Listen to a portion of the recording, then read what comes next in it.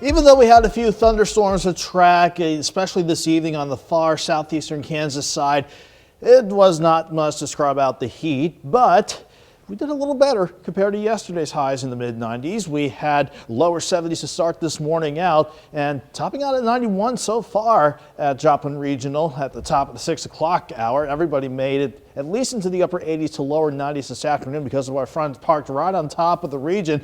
That front brought some thunderstorms across our northern counties this morning and even into the early afternoon.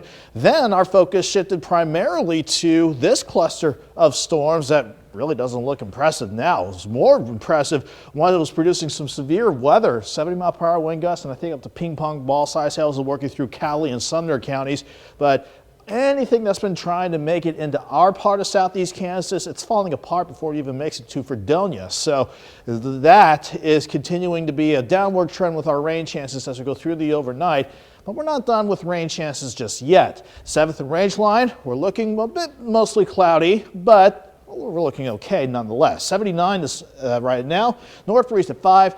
Dew point at 69 makes it feel like 82 degrees. And it's the same story across much of the region. Upper 70s to lower 80s. Your air temperatures feels like we're still near 80 in some spots in the mid 80s, even though we're starting to see that sunset in the western horizon.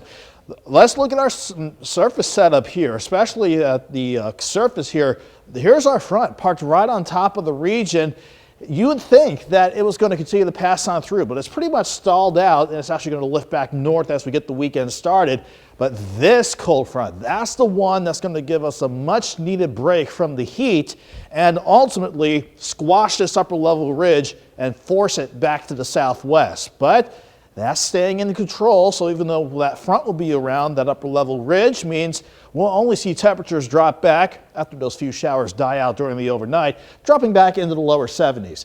Going throughout the course of the morning, maybe a few showers, but I think the better shot for any more scattered storms will be during the afternoon tomorrow. Like what we saw today, though, I don't think anything too strong or severe, but 71 in the morning, 86 by noon. That upper ridge still in control, gets us at least back to 91 for tomorrow afternoon.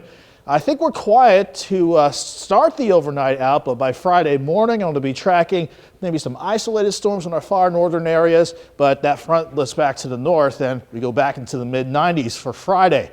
That upper level ridge, though, before it gets finally broken down, we're going to be in the upper 90s, maybe a few spots near 100 as we go into Saturday afternoon. But here's that stronger front. Saturday night, going into Sunday morning, a better shot for widespread storms, some of them that could actually pack a punch, so that's something we'll certainly watch.